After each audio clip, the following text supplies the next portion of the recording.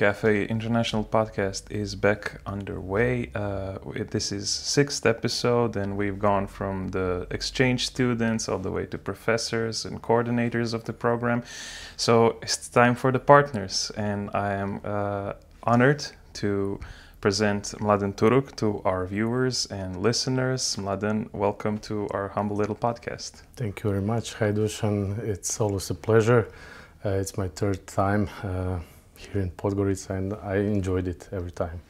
So, prior to this podcast, I was giving a brief biography of yours, and full transparency on display. I've memorized most of it just based off the wow factor. But like I did it with my previous guests, I would like you to be the one to present your academic journey so far and all the roads that led us to here. Well, I'll try to be very brief on that. As you said, my name is Mladen Turuk, and I come from Croatia, from the University of Zagreb, Faculty of Economics and Business, where I hold courses in entrepreneurship, entrepreneurial strategies, digital entrepreneurship, family business, and also some other courses pretty much narrowly related to entrepreneurship. I'm here as the part of this Erasmus Plus project. As I said, I enjoyed it here very much, and I'm honored also for the invitation. Your journey took you to many different places, many different countries. Should we go through that before we get to the meat and potatoes of the podcast? Well, we can go through that. It's actually a good question because it's related to actually the project and the internationalization. I think I visited every continent almost, except of course Antarctica. But this is what my faculty offered me, and I had the opportunity for academic mobility, both as a student and now as a professor, before as assistant. I tried often to apply for such mobility programs, Erasmus Plus, and we have also our university mobility programs, and I just took the opportunities and visited many different places and many different international institutions and universities. All from Ljubljana all the way to Hong Kong.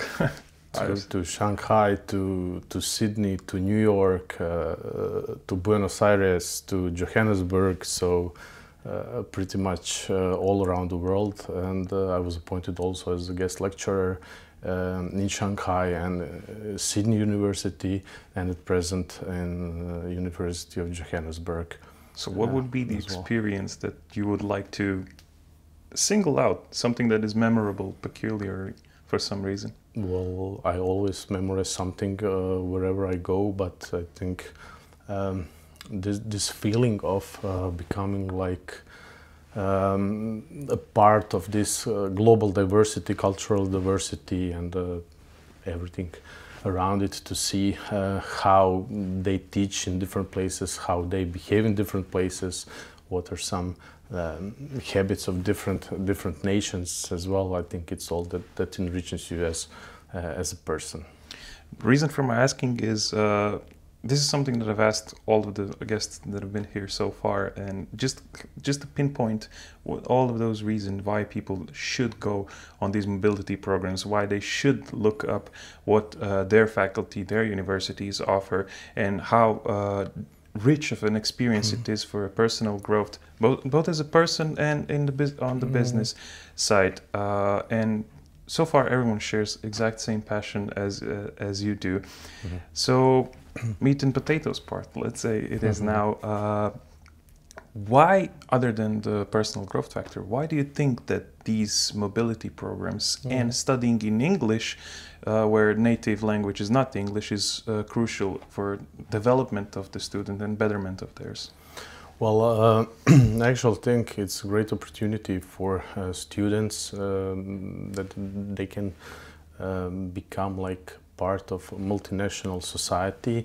I think that those students who study in English maybe can be better prepared for some global opportunities. They might be more suitable to work in multinational companies that actually look exactly for those kind of workforce with a good knowledge of English language as well. I think studying in English actually provides you with maybe better access to the literature, because of course most of the literature, especially contemporary literature, is in English. Online resources are in English, textbooks, articles, whatever you would like to track, mostly is in English. So also this they have better access to English. They also like operate and study in a diverse environment with different cultures, with people with different backgrounds. And according to my experience, at least my faculty, those students also have like better opportunity for academic mobility, ingoing and outgoing. So they can visit many different foreign universities and just gain their experience there, but also their colleagues from other international universities come and share class with them. So I think it's something that forms you as a person as well. So a lot of background noise behind these programs often is, well, we know English. How is it better? How is it better for us to go embark on a journey where all of our modules and programs on the universities are in English? How would you respond to that? The response of a fresh new student freshman who take this stance. Well, they know English. What is their benefit from this? Well, if I would start from scratch now, I would opt for English program definitely, because the previously mentioned reasons. Well, I think it's just something that if my kids would, let's say, go to the faculty now, I would just suggest them, please just enroll this English program if you can. So the reason that I wanted to ask this is because a lot of times it falls on deaf ears, all of the benefits, and people treat these English programs more of as a PR stunt from our local universities. And that is not the norm when it comes to perception, but I'd say the noise that it creates sort of can be misleading behind it. So any comments on that before we move on? Yeah, well, I wouldn't definitely say it's PR. I guess that maybe some of the best professors actually teach in English and feel confident teaching in English. I think those English programs should, of course, follow some international literature on courses, and just you can have the same literature as your colleague, let's say in Harvard or any other European university. So you can share, I don't know, the same curriculum with them, the same literature with them. So it's just quite easy for you to switch from one place to another, to work maybe for a domestic company, but also for multinational companies, to work here locally, to go somewhere else, gain some experience, to go back as well. So I definitely think it's not PR. It has a lot of benefits to study in English. I think what we've stated so far, that how some students treat it, they fail to realize how many doors it opens and how these transitions from one place to another are much more smoother, like you said. So you've seen the rise of these programs both in your University of Zagreb and here at the University of Montenegro. What would you like to say that main challenges as these programs are created, and what are the problems it stumbles upon during its first years of utilization? Well, certainly there are some challenges, as it's not easy to introduce such a program to the university, to the faculty. Well, first of all, start with your faculty staff members, your professors. Well, some of them might not feel confident teaching in English. Then just put yourself in students' perspective. If they're not proficient in English, they might not fully benefit from such study. programs. Also, you as faculty, as university, are supposed now to just ensure that students have access to international literature, which might mean some additional budget for the institution as well. Also, some of the resources, some of the workforce might need to reallocate their time in order to deal with this English program, because it's quite time consuming, it's energy consuming, it's definitely not easy, as I said, to introduce such program to the well established yet university and incorporate it within the domestic study program. Well, regarding some maybe suggestions how to overcome these challenges, I would just point out maybe it's good for the institution to organize some English courses, or at least some tutorials for professors, so they can just polish their English and feel more confident while teaching. Maybe offer them some also different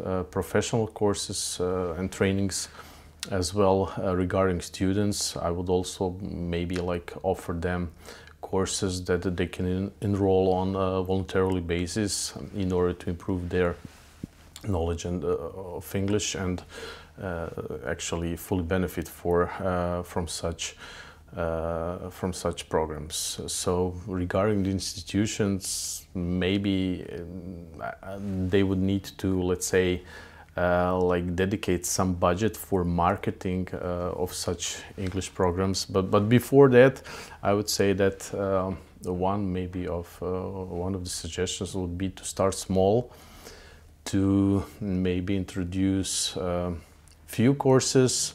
Maybe, let's say, at first there can be some elective courses that students can enroll, and then based upon the demand, you just decide whether you would like to just increase the number of such courses and get to the full program of teaching in English language. So certainly there are challenges, but there are ways to overcome those challenges. But just one thing I would like to add, not to forget, maybe even the most important thing here is that the institution has the clear strategy for such international programs, and of course that you get the full support from the management board to incorporate such programs in English. Would you say in our region, the collaboration between amongst the universities of the region could be beneficial in some way when it comes to that room for improvement that exists in these programs?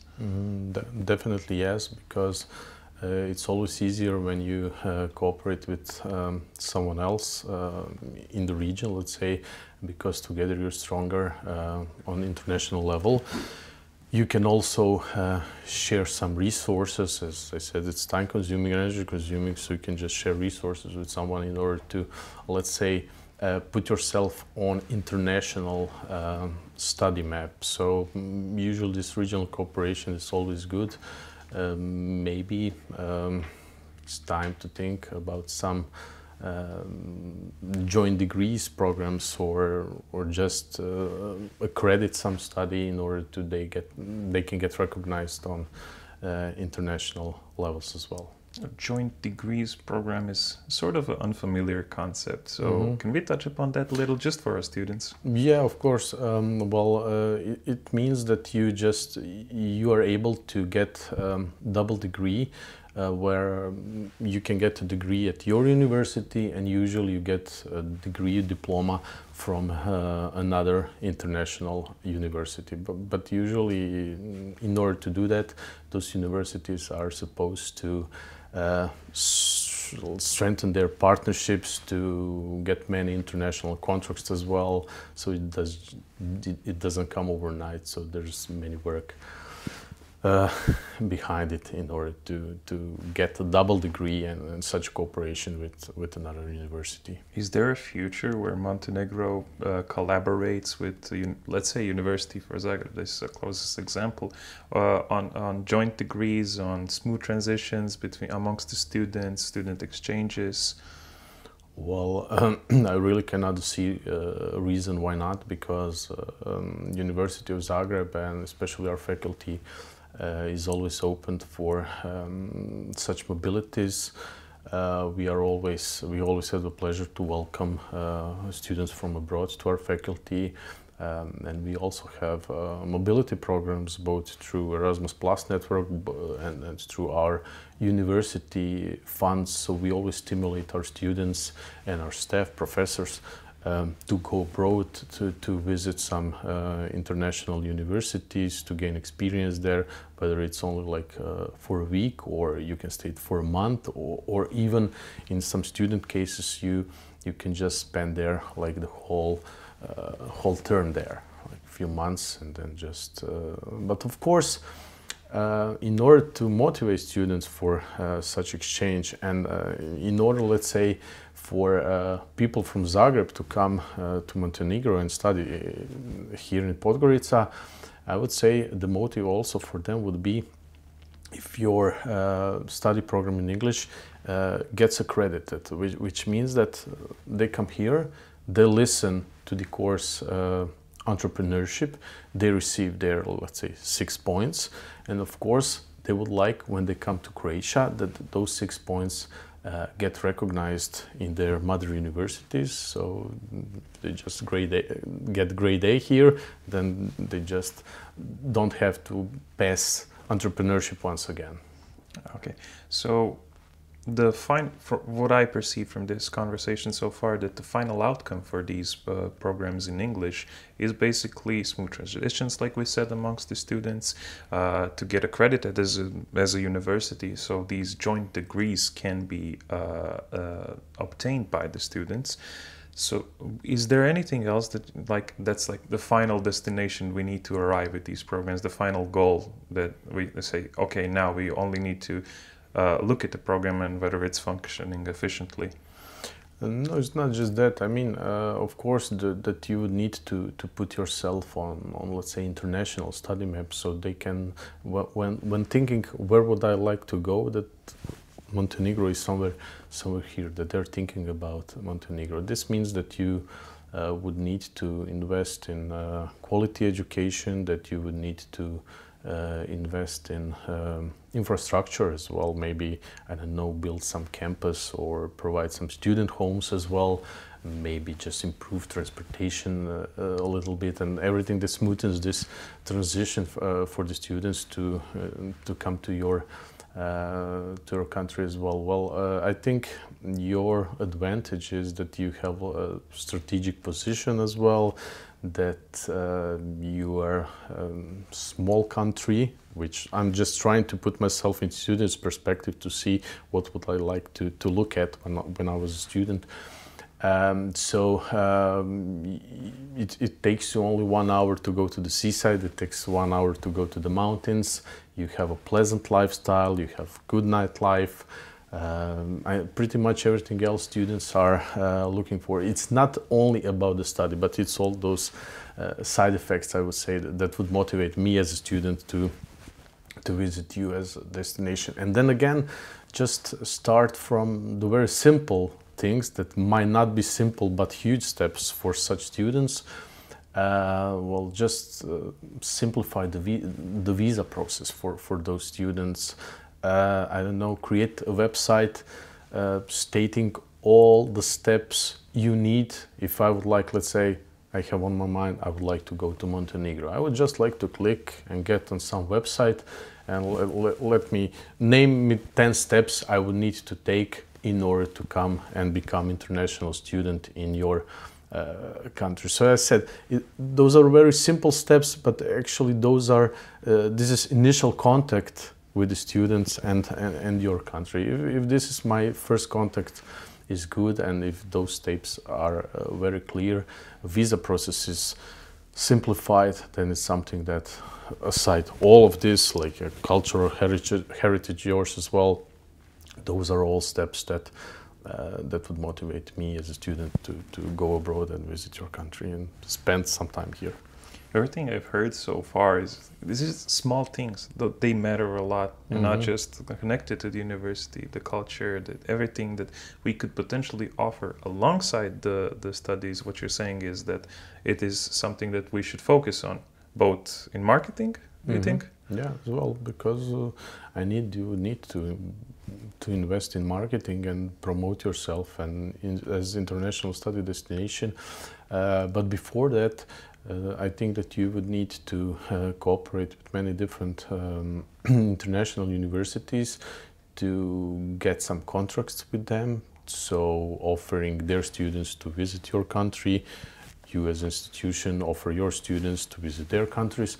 University of Zagreb and our faculty has a lot of such contracts. So every year we actually get more and more students from abroad, and we stimulate our students to go outside to spend, let's say, one term there and then just come back. And it's actually incorporated in our strategy to do that. Okay, I think we've went through everything, both meat and potatoes, add the spices to the conversation. Anything that you would like to share, a piece of wisdom and knowledge or advice to students enrolling now and maybe trying to find themselves in different location to continue their studies? Well, my advice is that they won't regret if they decide to enroll program in English. I think it has a lot of benefits, as stated before, and if I were a student, I would definitely think of this option and enroll the English program.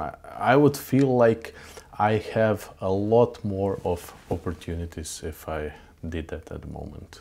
And from your experience so far, we know that feeling is not just a placebo, it's actual, factual, and it's the truth.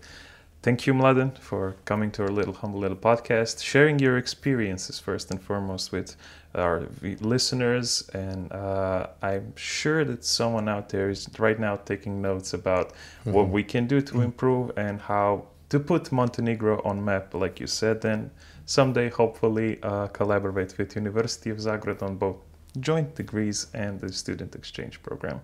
Thank you, Dusan, for a pleasant talk, and I hope we'll have the opportunity to meet and talk once again.